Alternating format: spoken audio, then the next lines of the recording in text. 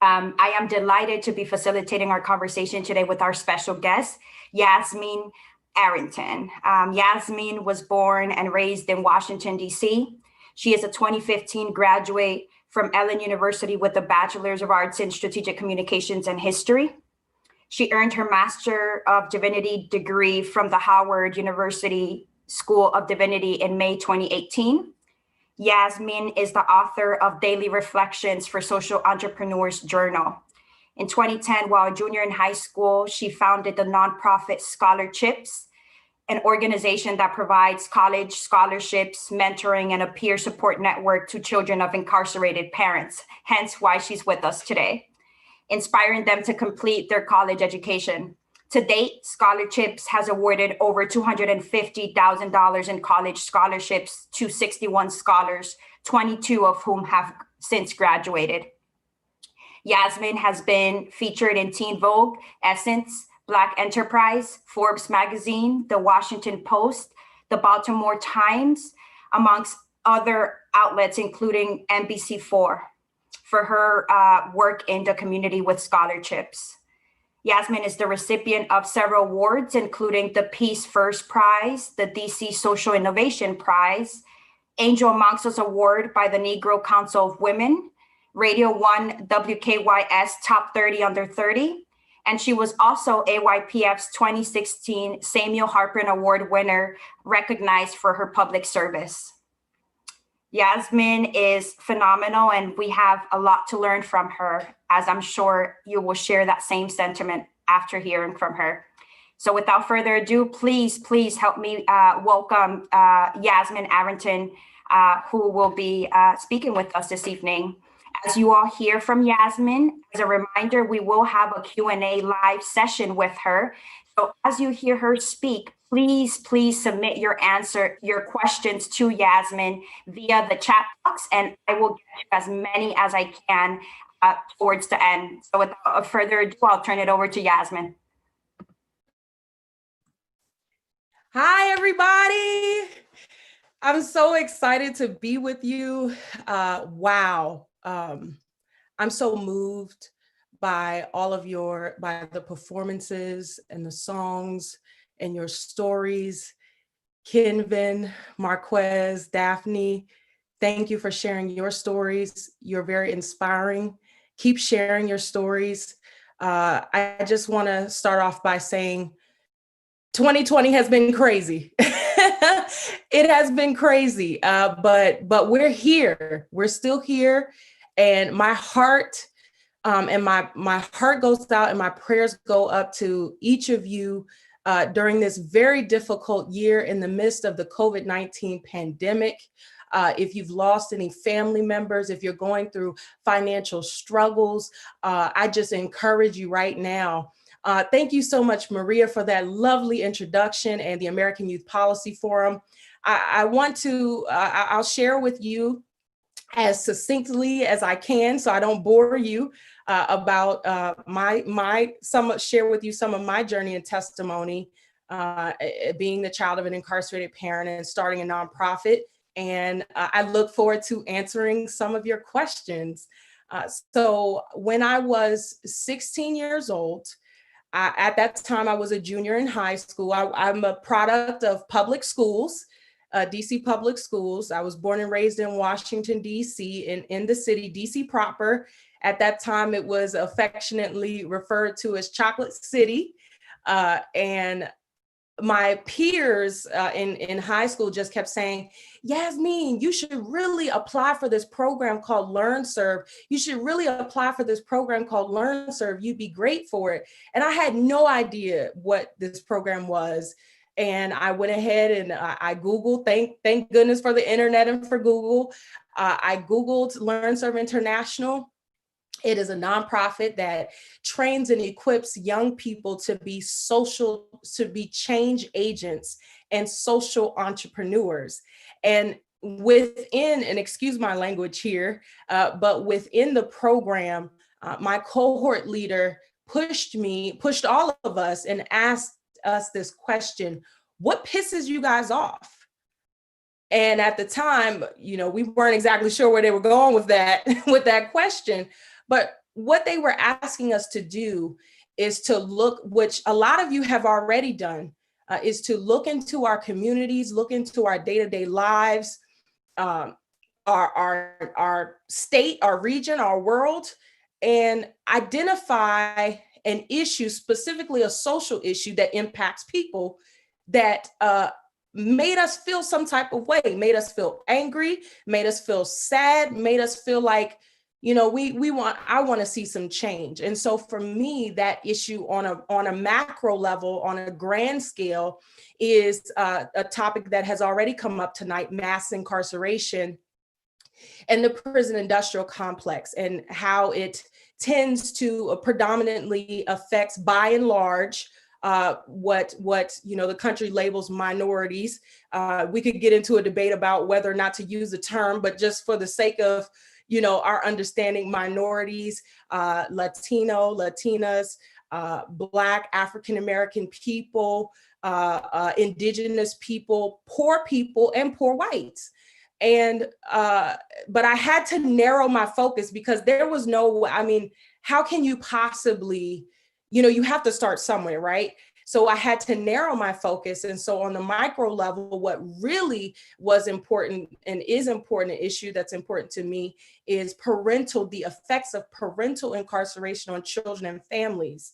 And part of the reason that is important to me is because my father has been in and out of jail and prison my entire life, since about the time I was 2 years old to now I'm 27 years old, and my father is still incarcerated and in and out of prison. And so, as some of you can relate to, growing up, it affected me emotionally, psychologically, physically even.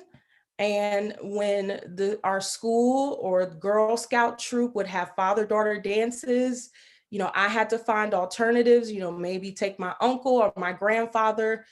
And you just sometimes you just can't help it, I think, as a child, to feel kind of sad when you kind of, if you take some time to realize, like, okay, where's my dad? Where's my parent? And my mother would kind of, and God rest her soul, she passed away when I was 13 years old. And I'm not blaming anybody, because I'm doing my own internal work and trying to grow past, the things that happen.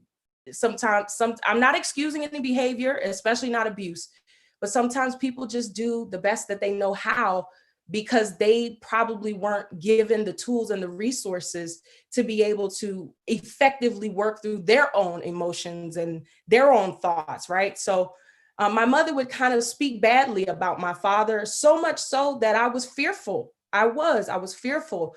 But there was no reason to be fearful. My father is a gentle giant. He's 6'3". I look just like him everywhere. When I'm with him and we go places, people say, "Oh, that's your daughter. You spit her out." And we had a great relationship when I was young, but when I was a toddler, but being away from him for so many years was just very difficult. And I understood, and I understand the emotional, mental, psychological, and financial, physical effects that parental incarceration has on children and families. And so anyway, my grandmother and I, who was my maternal grandmother, who was my primary caregiver, she and I were researching scholarships that I could apply for, so that I could afford to go to college, because college was not an option. I would be the second in my immediate family. She was the first. I would be the second to go on to complete a college degree, and as well as the second to complete a master's degree. And my grandmother said, "Hey, Yasmine, there are so many scholarships out here, but I don't see any for youth with incarcerated parents." The story today is different, which I'm so happy. And I have so many friends and even some mentees across the country. One young lady, Tatiana in Florida, shout out to Tatiana, and a young lady in New Orleans who have started organizations to support children of incarcerated parents. There are a lot of other scholarships out there, Ava's Grace in Missouri, but things are Illinois, I think, but But at the time, there were no scholarships, particularly in my region, in DC, Maryland, Virginia, which we call the DMV, not the place to get your driver's license, that we didn't have that type of support. And so I went back to LearnServe and I said, hey, can I start a scholarship and a mentorship program for youth who have incarcerated parents?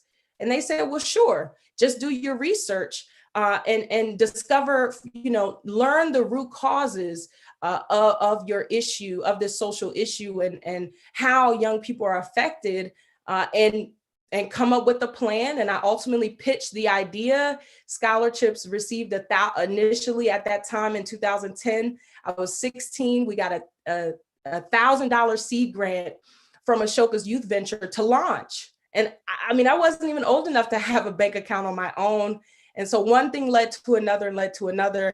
And as you heard Maria say, and I'm just so humbled, and even though the numbers sound awesome and we've done great work, there's still great need, so much need. Over 2 million youth in the United States have an incarcerated parent, and over 5 million people have had an incarcerated parent at some point in their lives. So many, many people have this experience, and even a lot of foster care youth have this experience as well. So I went on with scholarships, and to date, we've had 61 scholars. We've awarded over $250,000 in college scholarships. We offer book awards. We offer one-on-one mentorship. We pair volunteer mentors from the community to share with our, to be mentors to our scholars. We take good time and care doing that, and our young people are really enjoying that. We advocate for our scholars in financial aid offices.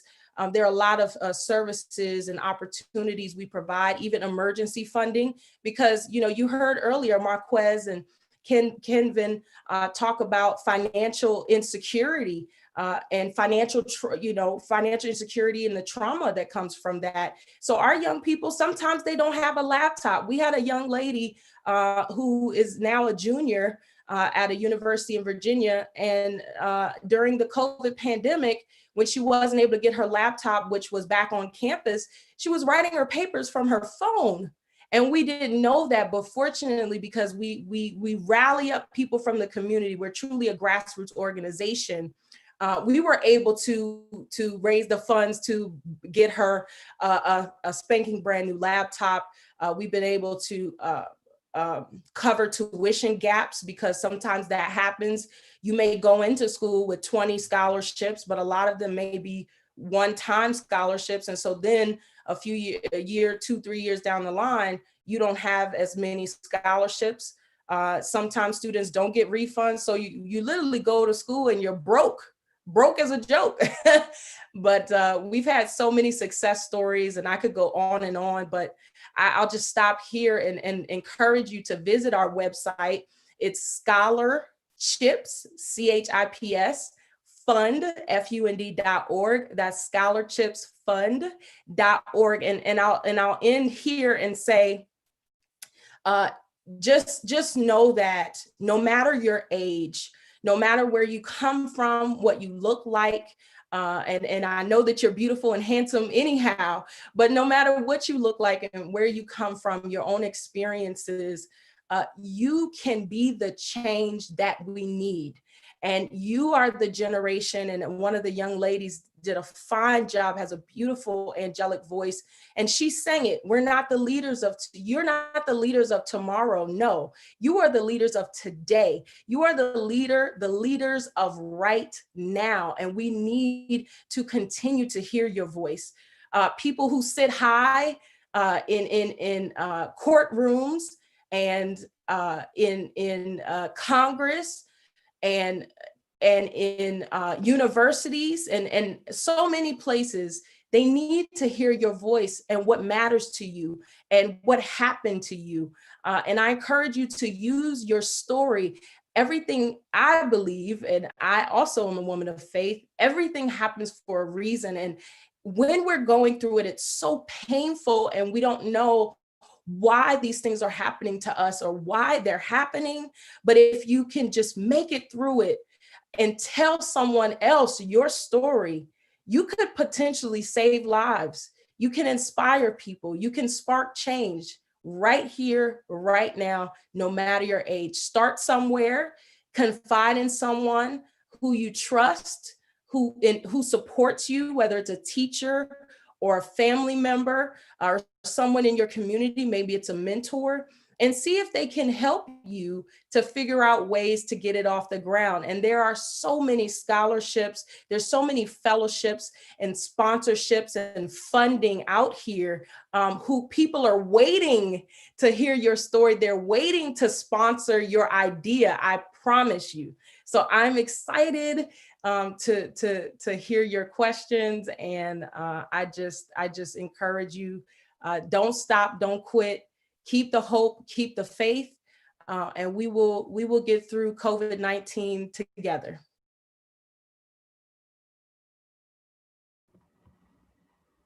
Great. Thank you so much, Yasmine. Indeed, I am feeling extremely, extremely inspired just by your journey overall and your resilience in building scholarships and providing that support to young people who have incarcerated parents. And I think that, a lot of us in this room can kind of see the impact that can have. And I think you spoke to that in terms of your father being in and out of the system and what does to your development as a young person. So thank you so much for that.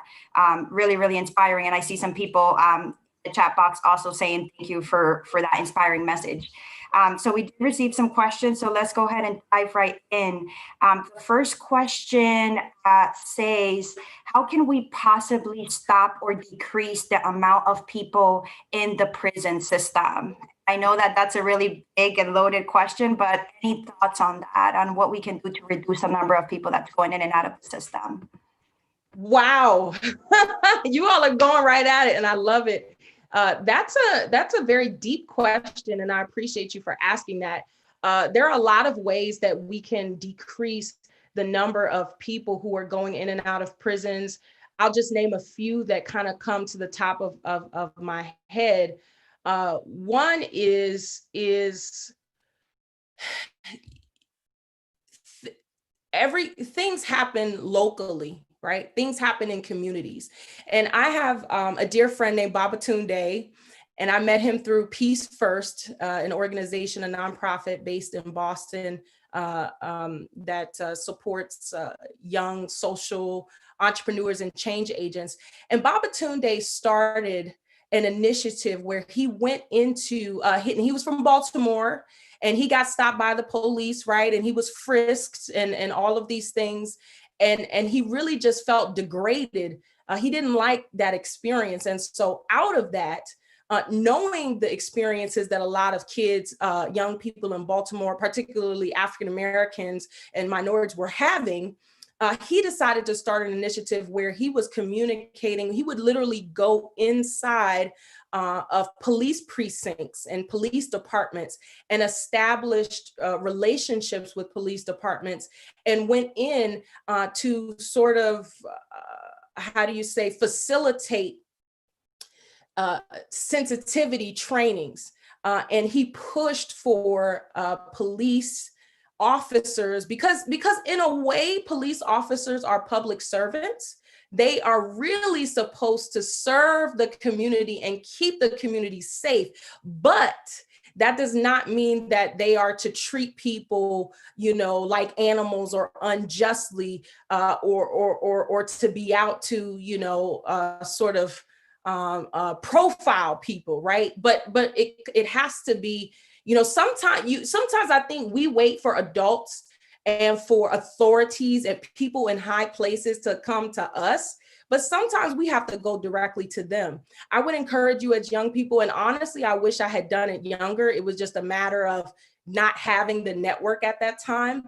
Join some groups, like advocacy groups. There's a group called From College to Congress. There's She Should Run. I encourage young people, please consider a career. I know you're young and there's certain things, you can still have your artistic outlets and you can still, please, the days of, having one career and doing one thing are over. Let me just say that.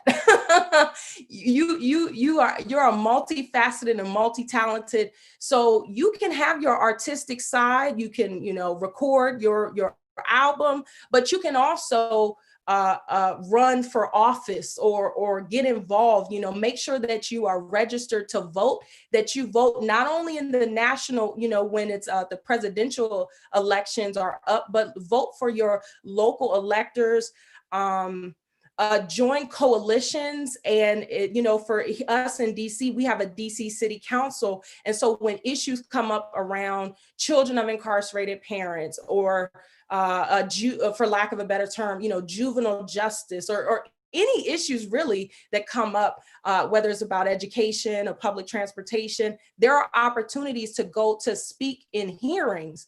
So there are lots of different opportunities. I encourage you to stay connected with Maria, because that is exactly what she is doing. She's putting young people in front of senators and representatives and people who are at the table and making decisions and passing bills and legislation. But don't mistake, you can very well be a part of that process right now. And also, maybe join some type of nonprofit, or whether it's a faith-based nonprofit or a secular nonprofit, or bipartisan nonprofit in your communities, and churches too, help to challenge your leaders and encourage them to mentor young people in the community. Because if we have, for all of you young people who've experienced homelessness, who've experienced foster care, who've experienced, different types of unfortunate events and trauma, if you had someone to come into your life that was in your community to encourage you and to speak to you and to give you tampons and to, give you, I don't know if they give you money, but you know what I mean? Like it takes all of us. We all have a part to play. So I would just say, figure out what your part is and be active, continue to sing your songs, write your poems, and use social media, as you guys already do that, but use social media and, all this, I love Megan Thee Stallion. I follow all of them and Kylie, but, I think that, you can still be cute and make a difference. So. Great. Thank you so much for that response, Yasmine. And we do have several questions, but unfortunately I'm running out of time, but I did want to pose you one last one. If you could maybe try to answer this in 1 minute, that'll help us stay on time. But the question was submitted by Cassidy, and it reads, what do you hope to continue to change and fight for in the coming years? Do you hope to pivot to other issues, or will you continue to work with kids who have incarcerated parents? That's a great question. Well, I will always work with and for children of incarcerated parents. That was my starting point, and they are me and I am them. But yes, great question. I do plan to pivot to other issues, but more so kind of to expand out. So juvenile probation is a really big issue, a hot topic right now. That research institutes and nonprofits, both faith-based and secular, are trying to figure out, how to mitigate and reduce the challenges and to try to prevent young people from going into the system and rerouting them in alternative programming. I see myself becoming a part of some perhaps coalitions and policy reform. And, who knows, I may even become a public servant and run for some sort of office. So thank you for that question.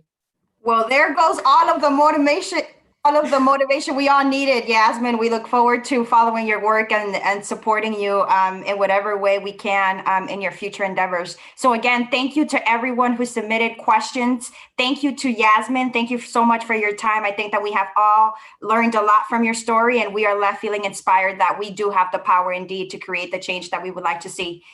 So thank you again.